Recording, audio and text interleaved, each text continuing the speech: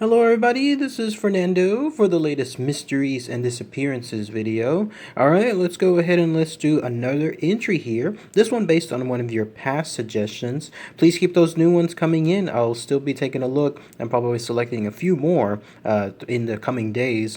This particular entry has to do with an author that went missing a little while back. And regarding the circumstances surrounding his disappearance, it's still very mysterious because there is pretty much absolutely no trace of what occurred to him thereafter. Nothing in terms of even any witnesses to be able to describe what his last moments were. Everything just absolutely just remains as mysterious back then as it is today. But his legacy as a writer still continues forward. It gives you an idea that whenever something happens to you, and let's say you're no longer here on earth, whatever you've done in the past, though, is a great way for people to be reminded of your works thereafter.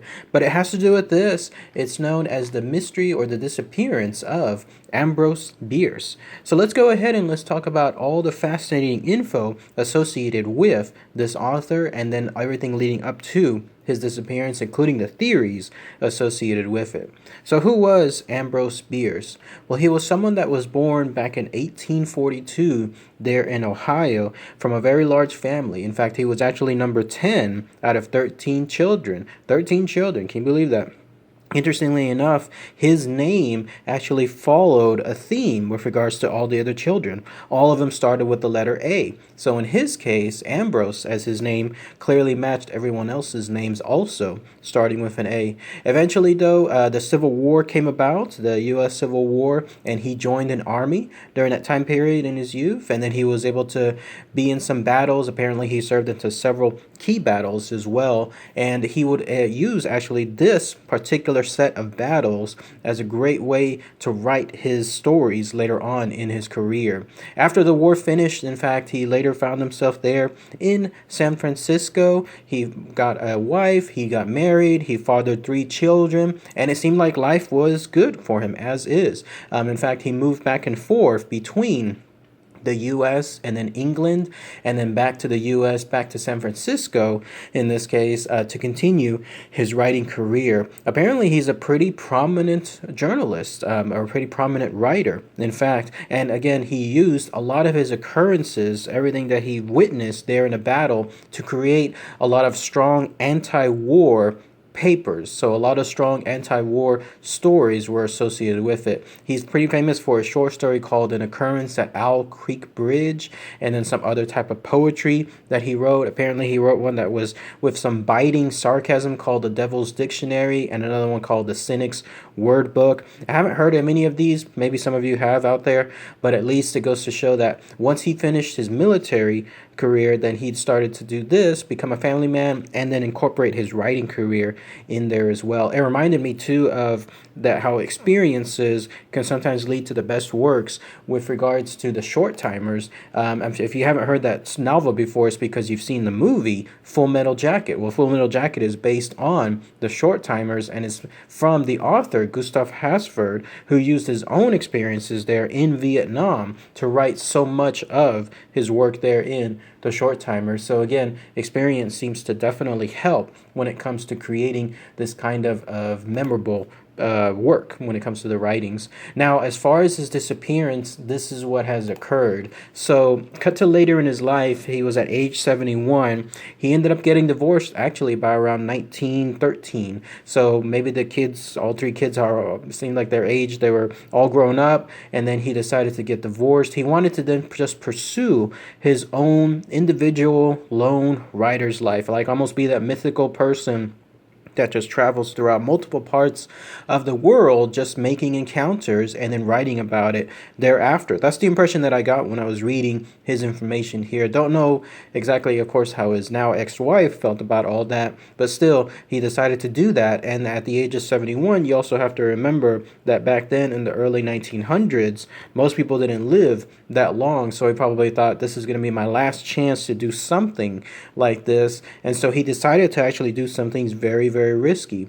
Getting out of the war, especially with regards to the Civil War, would have been the end of most people's battles, like when it comes to being in the military. Here, though, he decided to actually join, like, at least be a part of the Mexican Revolutionary. He wanted to be in that area as it was happening, and this was again at his age of 71. And this leads furthermore into the theories involving his disappearance. So what happened then is he decided to again travel. His travel eventually led him to Texas, led him to El Paso, and then it led him past that into Mexico. Here's where things kind of change into various versions.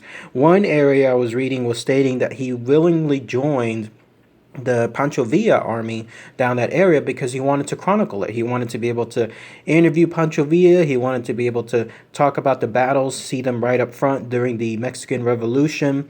That's one area there. Another one that I read was he was just traveling by himself, and then lo and behold, he eventually got captured, or somewhere along the way got coerced into being with that army or the armies associated with the Mexicans throughout that area, and then that's where he came across either Pancho Villa or others within that military type war torn country. So that's another throwback on there. And then either way, though, it eventually led him into what was considered one of his last known communications to the outside world. It seems like it was very clairvoyant too with regards to this last communication, because it almost made it seem like he knew exactly what was going to happen next. In fact, on one of his last letters, he wrote a note to a relative stating that as he was going into this war-torn country, and he knew obviously all the dangers associated with it, he didn't seem to mind.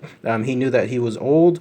In fact, people that knew him at that time stated that he had a severe case of asthma. He couldn't even ride a horse because of his conditions during that time period. So he almost felt like this was the last set of days within his life. So in his letter, he stated, "Goodbye. If you hear of my being stood up against a Mexican stone wall and shot to rags, please know that I think that it was a pretty good way to depart this life. It beats old age, disease, or falling down the cellar stairs. I shall not be here long enough to hear from you, and don't know where I shall be next." And so this was one of the last known, again, communications regarding his existence. And then that was it. Nobody heard from him thereafter. He was literally never heard from again. So whatever occurred to him, that's where all the mystery is associated. So even though he was a pretty prominent journalist / writer at that time, and even though he pretty much made it known to everyone that he was going to travel down this war-torn country on his own during his last days, nobody seems to know exactly what happened to him thereafter. So whether he was with the Pancho Villa army and during one of his battles, in fact, apparently he was there during the time period of the Battle of Tierra Blanca, whether he became a victim with regards to one of those battles, like let's say being killed during the battle or being wounded and then dying from it thereafter, that's one theory. Another theory is that he actually lived long enough past those battles to escape an area. Some people even claiming that he traveled back to Texas to try to be able to get back, I guess, to the U.S. and then live out whatever he could over here. But he was caught afterward by others from the Mexican army or from other revolutionaries and then killed thereafter. That's another theory. Another one is that he actually made it back to the border, but without any kind of identification, because it seemed like he was also someone who was trying to keep his identity a secret. Maybe he knew he was kind of semi-famous. He didn't want anybody to essentially know that that was him.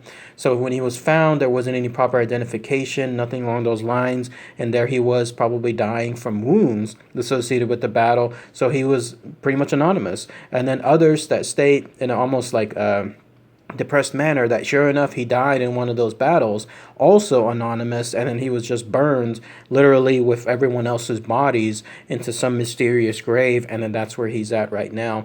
And yet another theory, people are stating that he actually killed himself as a form of suicide and then used this war-torn country type environment as a way to kind of go out in a big battle, in a big style. Like, he didn't want everyone to know that he would just kill himself because of his older age and his debilitating circumstances. No, the theory is that he decided to go into this area, and then when he would never be found, people would just surmise that he was killed in the battle somewhere, which makes it more grandioso, more historic, if you will, when it comes to going out, as opposed to someone just killing himself. There's that theory too. And then yet another one, if you want to hear other theories, and you can see that there's so many of them, and it's only because there's so little evidence other than beyond that letter, that foreboding letter, where he's almost stating his own demise, his upcoming demise.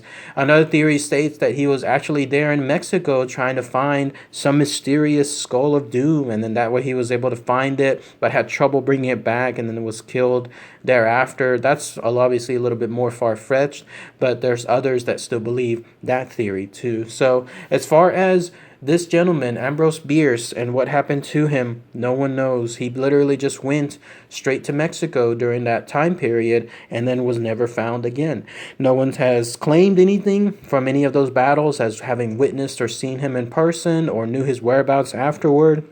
Maybe a lot of people didn't even know who he was during that time period. But either way, though, what happened to him, not even a fragment of any of his body, nothing is known to this very day. So, but still, his legacy lives. All his works are still continued to be inspected and still continue to be reviewed throughout multiple literature departments to this very day. So it goes to show, again, whatever you create in life, if it's popular, then you can still have it be a significant impact even after you're gone thereafter. But if anyone has any more info, anything I might have missed as far as the disappearance of Ambrose Bierce, maybe if someone knows more info associated with like his last known whereabouts, anything along those lines, please post those comments below.